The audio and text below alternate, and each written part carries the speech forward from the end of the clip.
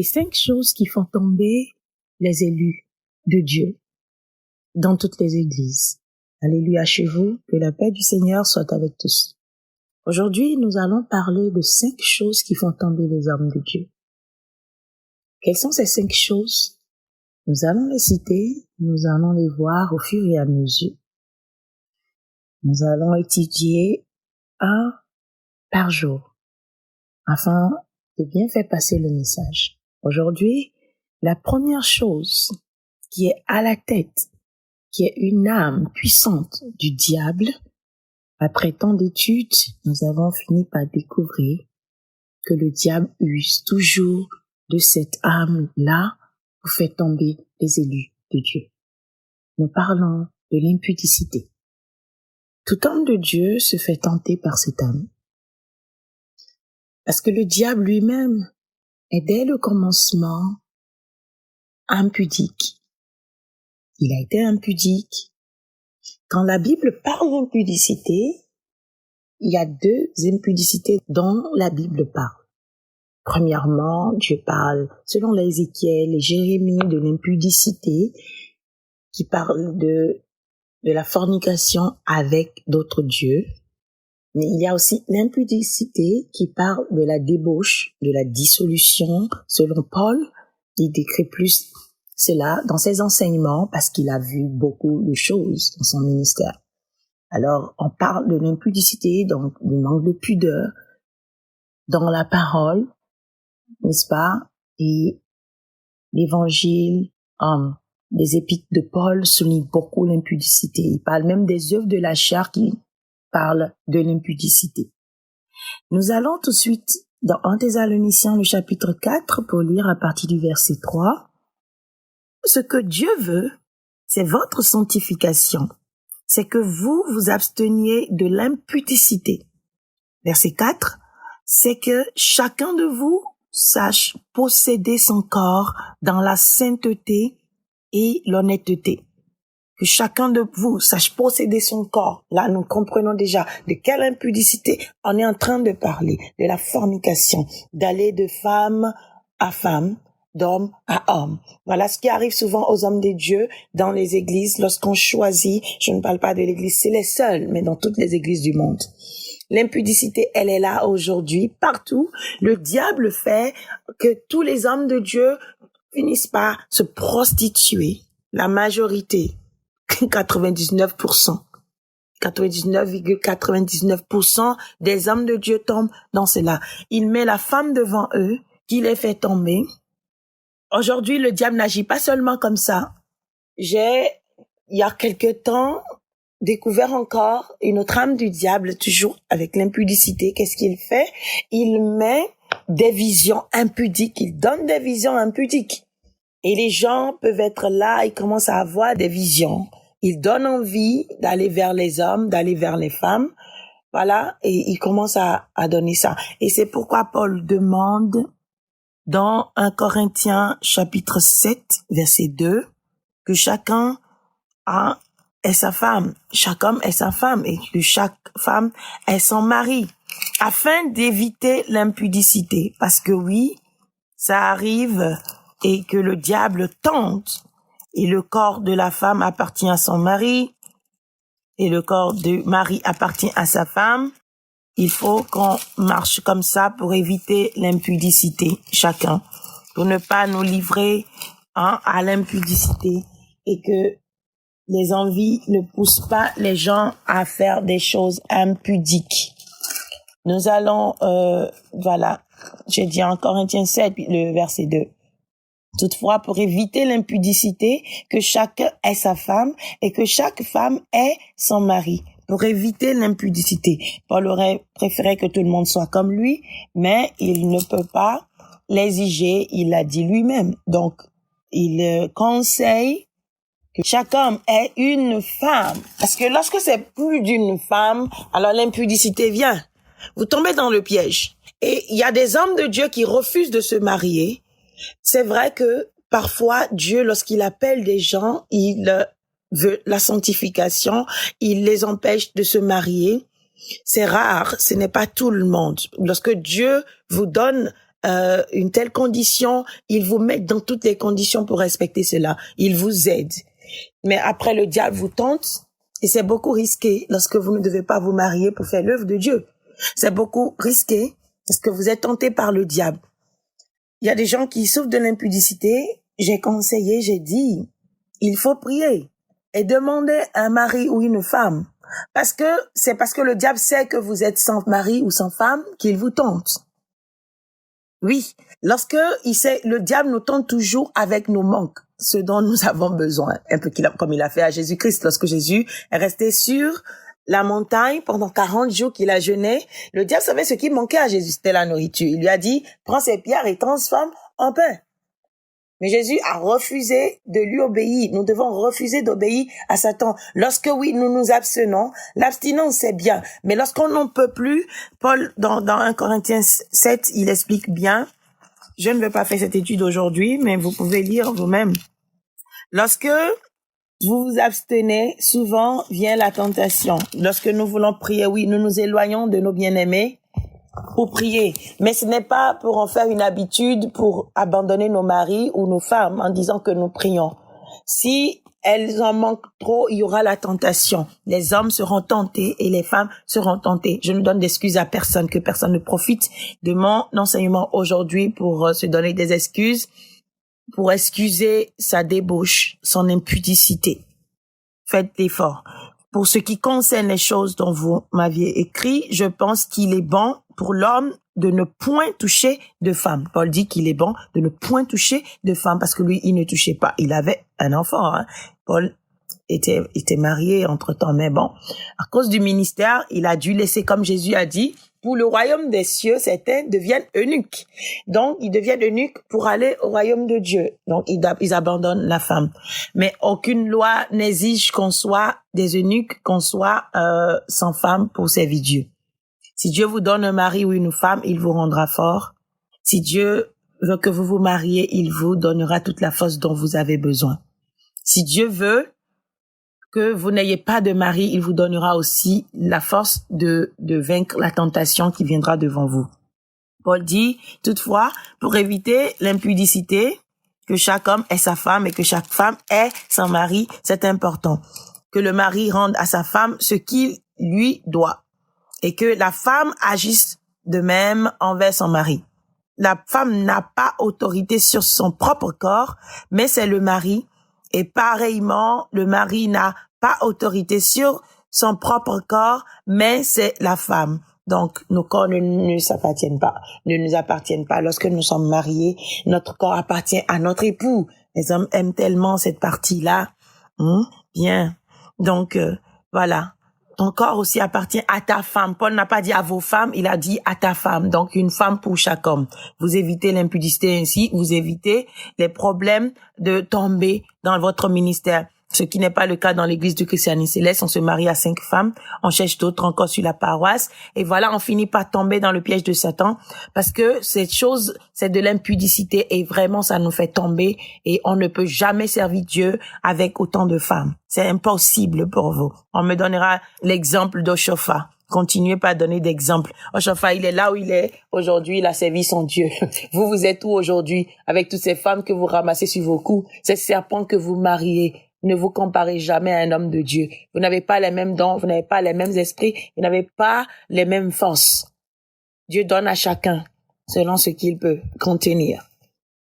Donc, sachez donner des exemples de ceux qui ont déjà traversé l'autre rive pendant que vous n'avez même pas encore touché la première rive. Ne vous privez point l'un de l'autre si ce n'est d'un commun accord pour un temps afin de vaquer à la prière. Puis retournez ensemble, de peur que Satan ne vous tente par vos incontinences. C'est ça même. Lorsque l'homme, il s'abstient trop, vous voyez, Satan commence par vous tenter, il vous tente par votre incontinence, parce que les hommes, en un temps, ils peuvent contenir pendant un temps. Et quand ils sont pleins, ça commence à les tourmenter, ça commence à les gêner. Voyez? Et pour éviter ces choses, il vaut mieux aller vers la femme. Ce n'est pas aller vers n'importe quelle femme. Il faut se marier, avoir une femme. C'est ce qu'on vous conseille. L'homme doit avoir une femme. Il sait que c'est ma femme, il va à la maison, il fait ce qu'il veut avec sa femme. Et les deux d'un commun accord font. Et lorsque le moment vient d'aller prier, on s'entend encore, chérie, j'ai besoin de prière, je dois m'abstenir, je dois me retirer et prier. Et vous vous entendez, vous vous retirez, vous priez. L'homme de Dieu doit avoir une chambre où il est seul dedans. La femme ne vient pas dans sa chambre.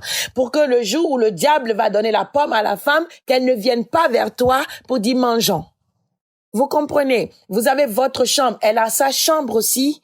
Et là, lorsque vous voulez prier, vous vous enfermez dans votre chambre, loin de la femme. Et lorsque vous finissez, vous devez savoir que ce n'est pas pendant 6 mois, ce n'est pas pendant 1 an. Non, mais c'est juste le temps pour vous recueillir spirituellement. Et tout de suite après, vous retournez encore à votre femme, vous la satisfaisez et elle vous satisfait et vous pareillement. Donc, et après, vous reprenez encore la prière et votre travail. Voilà ce qu'il faut faire. L'impudicité, Dieu n'aime pas l'impudicité. L'impudicité fait tomber les hommes de Dieu. Aujourd'hui, de quelle impudicité nous parlons dans l'église? Les hommes de Dieu se font tenter par Satan. Ils se livrent à la femme, ou les femmes commencent par les séduire. Vous devez faire attention à Jézabel, à l'esprit de Jézabel qui rentre dans les fidèles. Il y a certaines fidèles qui se dépigmentent pour venir à l'église, qui mettent des tatouages, des maquillages, qui vous font les yeux. D'où vous devez faire attention en tant qu'homme de Dieu. Lorsque vous voyez ça, ne pensez pas que vous êtes fort. Ça fait 3 ans que je m'abstiens, je ne suis pas tombé. Non, il n'y a pas de force dans ça là. Il y a la prière. Lorsque la femme le fait, vous vous mettez à genoux, vous commencez à combattre cette femme-là, jamais que l'esprit qui est dessus soit vaincu. Ce n'est pas la personne même toutefois. Parfois, c'est l'esprit qui est sur eux qui veut vous tenter. Vous maudissez l'esprit, vous combattez l'esprit, vous reprenez cette femme-là devant tout le monde en même temps. Ou vous l'appelez premièrement, vous lui parlez. Femme, que veux-tu? Je n'aime pas les yeux avec lesquels tu me regardes. Je suis un serviteur de Dieu et tu fais des yeux de Jézabel envers moi. Je n'aime pas. La prochaine fois, je vais t'humilier devant tout le monde. Vous l'avertissez. Si elle ne comprend pas, dans l'assemblée, vous l'appelez et vous l'humiliez. Vous sauvez votre vie. Jésus-Christ a dit, si c'est votre main qui va être une pierre d'achoppement, coupez-la. Il n'y a pas de trop respecter quelqu'un parce qu'elle donne de l'argent. Non. Elle fait des yeux, elle fait des manières. Vous voyez que cette femme, elle est en train de vouloir vous faire tomber, vous sauver votre tête. Il est important qu'on sauve sa tête dans ces conditions-là, homme de Dieu. C'est une âme terrible dont le diable se sert aujourd'hui pour éliminer les grands hommes de Dieu. Et beaucoup sont tombés dans l'église céleste à cause de ça. J'en ai vu des hommes qui aimaient Dieu, que Dieu aimait. Ils sont tombés dans l'impudicité. Les femmes ouvraient les cuisses comme ça et leur montraient. Les femmes allaient se tenir debout quand ils veulent aller à la douche, toutes nues, sans rien, je vous dis, sans un petit tissu sur eux. Rien, comme ça, comme on dit. Et elle se pointe devant la porte. Et l'homme doit voir ça là. Comment il va rester en esprit? Vous n'humiliez pas cette personne. Vous ne l'appelez pas devant l'assemblée pour dire voilà ce qu'elle fait. Vous devez sauver votre tête en humiliant ces gens-là. Ils viennent vous draguer, elles viennent vous draguer. Vous les humiliez. Vous leur parlez d'abord en tant que frères et sœurs. Vous leur parlez comme ça d'abord. Et s'ils ne veulent pas comprendre, amenez-les devant l'assemblée. Même Paul l'a dit, Jésus-Christ même l'a dit. Vous l'humiliez pour qu'ils sortent de votre paroisse. Vous renvoyez ces gens-là de votre paroisse. Dieu n'a jamais refusé. Dieu n'est pas contre ça. Il vous a choisi pour sauver beaucoup d'âmes. Et à cause d'une seule âme, vous allez tomber? Non. Il y a beaucoup qui vous attendent. Vous devez être ferme. Vous voulez vous abstenir parce que Dieu a demandé. Si Dieu ne demande pas, ne vous privez pas vous-même de ça. Vous devez vous marier. Dieu a fait l'homme pour la femme pour l'homme. On doit se marier. C'est vraiment important qu'on se marie. C'est vraiment important qu'un homme ait une femme ait un mari. Si vous n'avez pas, ne vous prostituez pas, priez, abstenez-vous. Soyez chaste. Lorsque Dieu vous donne le son que Dieu dit, maintenant mon enfant, je te bénis, prenez. Quel que soit ce qu'il vous donne, prenez, mariez-vous. J'ai dit mariez-vous. J'ai pas dit prostituez-vous. Mariez-vous. Et puis, votre femme est là. Lorsque vous avez envie, le corps est le corps. Et personne ne peut changer ça. Le corps est le corps. L'esprit est bien disposé, mais la chair est faible. Notre chair, parfois, tombe dans la tentation, dans la faiblesse. C'est pourquoi il faut qu'on ait un mari à côté, une femme à côté pour éviter l'impudicité. Il n'y a pas de superstar pour dire que je ne veux pas me marier. On ne dit pas je ne veux pas me marier. Dieu dit tu ne te maries pas. Il te donne les âmes pour ne pas tomber. Mais si Dieu ne te donne pas, cette affaire qu'on a amenée dans une église où il y a des gens qui ne se marient pas, et vous savez ce qu'ils font, c'est de l'impudicité à haute dose. Ils ont commencé à sodomiser les petits-enfants. Ils ont commencé à se sodomiser eux-mêmes. Il y a eu la pédophilie et toutes sortes de choses dans cette assemblée-là. Pourquoi? Parce qu'on est allé contre l'ordre de Dieu. Dieu a créé Adam, il a vu qu'il était seul, il l'a secondé avec une femme. Et eux, ils ont refusé de se marier à des femmes, alors ils ont commencé à aller avec des hommes. C'est de l'aberration, de l'abomination. Dans l'église céleste, on ne vous a pas donné d'être comme ça. Si Dieu vous donne trop, c'est quelques années. Et ces quelques années, c'est pour vous bâtir, c'est pour vous construire, c'est pour être fort spirituellement. Parce que la femme, à côté de vous, les relations sexuelles trop exagérées, ça diminue la force, ça vous rend faible en esprit. Voilà ce que les relations sexuelles font. Ça affaiblit le corps, ça affaiblit l'âme, ça affaiblit votre esprit. Et c'est pourquoi Dieu demande à certains, lorsqu'il les choisit, de s'abstenir, de rester loin de la femme. Restez loin de la femme, de la souillure.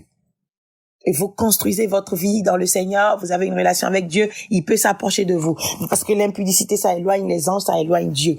Même quand c'est votre mari, quand c'est trop, ce n'est pas bon. Toute une semaine, tout le temps, ce n'est pas bon. Hein? Vous n'êtes pas une machine. Vous n'êtes pas une machine.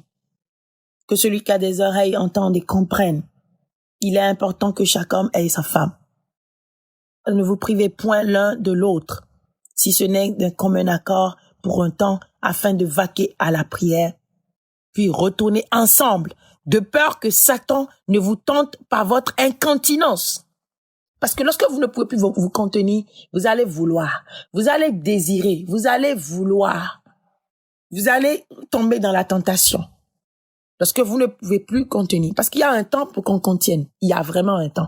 Mais après ça, on n'arrive pas à contenir, à se garder, à se maintenir dans la ligne qu'on a tracée pour soi-même.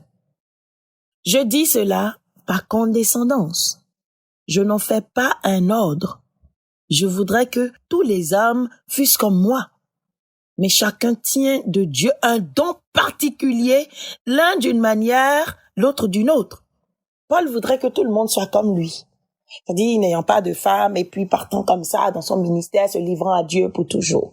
Yes, c'est bon. C'est bon. Mais il n'en fait pas un ordre. Il ne peut même pas en faire un ordre. Parce qu'il le fait, il va condamner tout le monde aujourd'hui. On va dire qu'on veut respecter ce que la Bible dit. On sera en train de s'abstenir. Et puis voilà, on pourra justifier notre impudicité. But there is no reason. Il n'y a pas de raison aujourd'hui que nous justifions notre impudicité aujourd'hui. Paul vous a bien dit, allez, mariez-vous. Et aussi, le temps de prière, abstenez-vous. Il n'en fait pas un ordre. Chacun tient de Dieu un don différent. Paul a reçu d'être seul, alors on lui a donné la force d'être seul.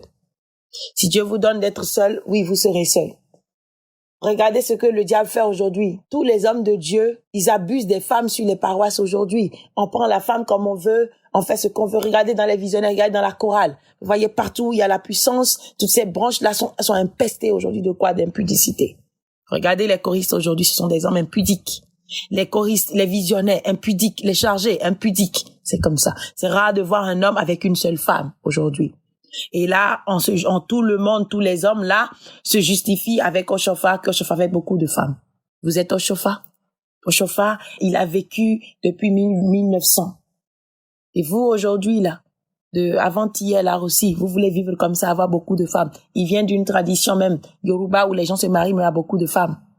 Toi, là même, tu es en France et tu as beaucoup de femmes. Tu en as au Bénin, tu en as au Cameroun, tu en as au Congo, tu en as chez toi, tu en as en France. Partout où tu passes, tu ramasses. Sur ta paroisse, tu couches avec toutes les filles. C'est de l'impudicité. Voilà l'une des choses qui fait tomber les hommes de Dieu. Le diable met l'impudicité devant vous. Il vous séduit. Et puis pour certains, ce n'est pas une impudicité, c'est une impudicité morale. Il vous fait penser à des choses. Il vous fait voir des choses. Et vous avez envie. Il vous donne des envies. Ou même les esprits de nuit, ce sont des esprits impudiques.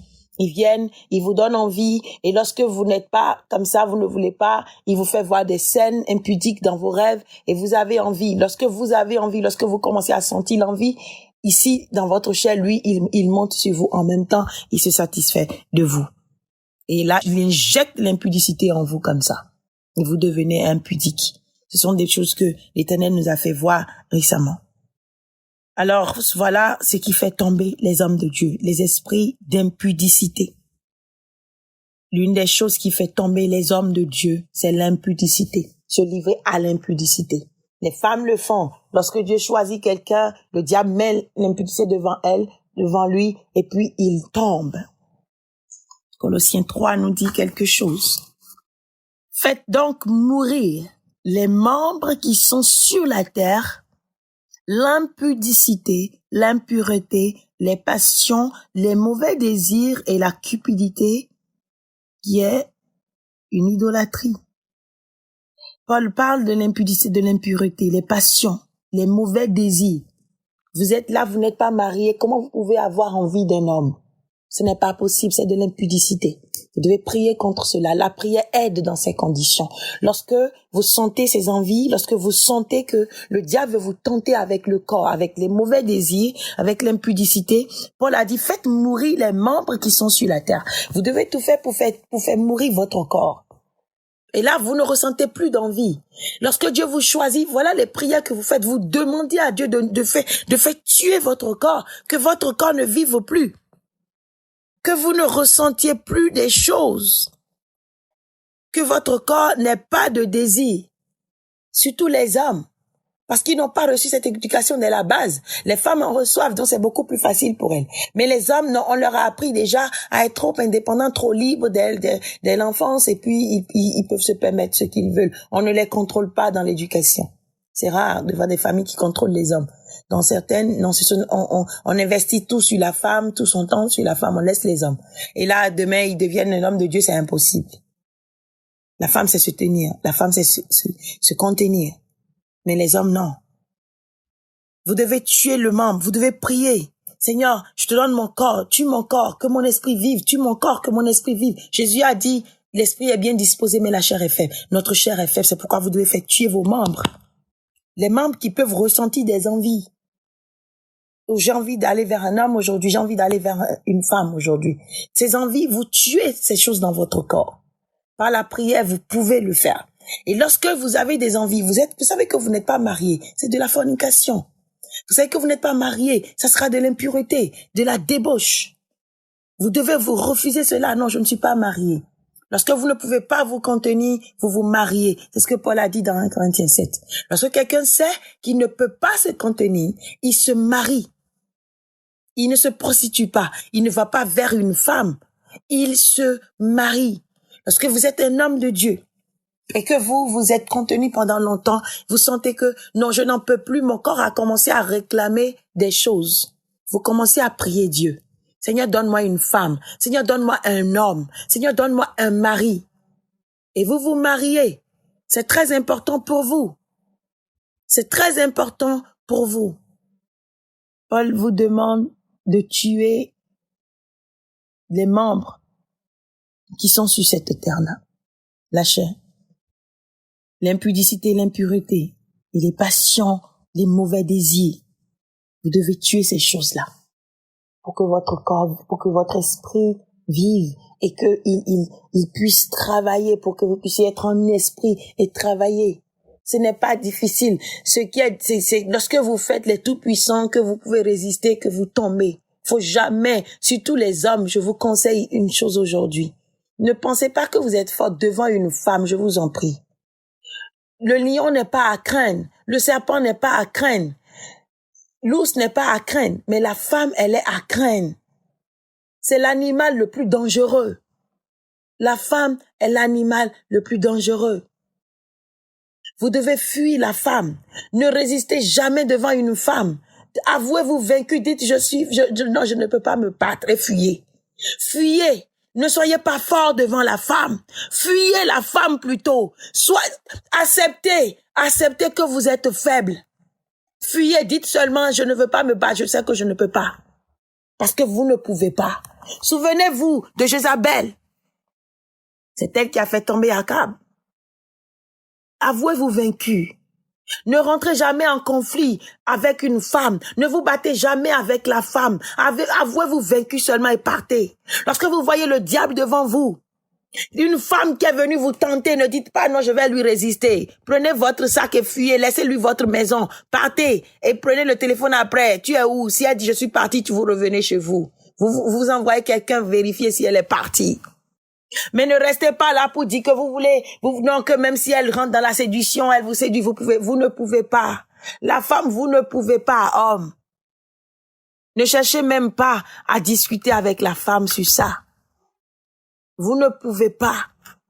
Fuyez. Quand vous appelle lâche, acceptez. C'est pour votre vie, c'est pour votre salut. Une femme veut vous tenter. Lorsque vous sentez que vous êtes sur votre territoire, renvoyez-la, chassez-la. Ne soyez même pas gentil, ne soyez même pas galant. C'est votre tête. Ne soyez pas galant avec la femme séductrice. Chassez-la.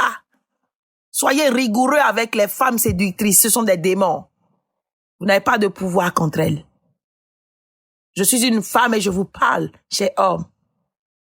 Ne soyez pas galant envers les femmes séductrices. Chassez-les. Il n'y a pas de galanterie. Vous voulez jouer à la galanterie avec la femme séductrice qui est possédée par Jézabel, elle va vous avoir. Vous allez y laisser votre peau.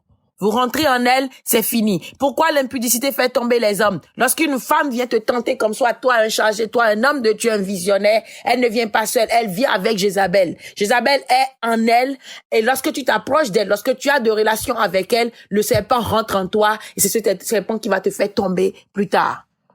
Ça là, nous l'avons vu spirituellement, Dieu nous a révélé ça. Beaucoup de grands hommes sont tombés à cause de la femme qu'ils ont épousée. Sont tombés à cause de l'impudicité, parce qu'ils aiment coucher avec toutes les femmes qu'ils voient. Et là, le diable, maintenant, prend une femme particulière parmi toutes ces femmes pour vous faire tomber à jamais. Elle vous saoule, et c'est elle ou rien d'autre. Quand vous la voyez, vous avez envie d'elle. Vous la voyez, elle vous fait les yeux, elle vous séduit. Elle vient, elle dit, moi là, je suis venue, tu ne fais pas, mais moi là, tu vas faire pour moi. Ce sont les Jézabel. Évitez-les, fuyez-les, chassez-les de vos paroisses. Elles n'ont qu'à aller prier ailleurs. Dites-leur d'aller prier ailleurs. Ne soyez pas galants. Dieu même, le Père m'a dit un jour, on dit ma tête. Parfois, il arrive dans les conditions, on ne dit plus notre tête, on dit ma tête. Apprenez à sauver votre tête. Jésus a dit, c'est votre main droite qui sera une plaie d'achoppement. Coupez-la. Si c'est une femme, Jézabel, sur ta paroisse, qui va te faire tomber, chasse-la de ta paroisse. Renvoie-la. L'impudicité, on parle de pudeur aussi dans l'habillement, dans les décolletés. Tu as un chargé, tu acceptes des décolletés sur ta paroisse, tu es impudique, tu veux l'impudicité, elle va te faire tomber, le diable va te faire tomber. Si vous êtes un chargé, vous voulez résister à Satan et travailler vraiment pour Dieu, vous devez commencer par prêter attention aux femmes qui viennent sur votre paroisse. Interdit aux femmes de porter des soutanes décolletées et de fermer leur cou, c'est important. Parce que vous, les hommes, vous êtes faibles. L'homme est le sexe le plus faible. Même les animaux sont plus forts que les hommes. Même la mouche est plus forte qu'un homme. Vous êtes faibles et c'est vous qui acceptez le désordre sur votre paroisse. Vous allez tomber. L'impudicité, l'impudeur là dont on parle, c'est dans l'habillement. Une femme trop maquillée sur ta paroisse, elle va te faire tomber. Ces yeux là, ce sont des revolvers. Ça tire sur vous, et vous tombez. Des yeux de la femme prostituée. Même le proverbe vous demande de ne pas regarder la paupière de la femme. Vous voyez Jézabel, non? Elle met des faces sur ses paupières. Tu regardes, ça clignote. Sur tes yeux, là, tu tombes. Tu t'aveugles. Les paupières de la femme avec les fas, là. Ce sont des fas dangereux qui aveuglent. Vous regardez, ça s'allume sur vous. Avec les cils de porc épic qu'elles mettent aujourd'hui. Ça pique vos yeux là, vous devenez aveugle, vous tombez dedans, Leurs cuisses, ce sont des tombeaux ouverts. Évitez la cuisse des femmes prostituées séductrices. Parce que la cuisse de la femme séductrice, c'est un tombeau ouvert.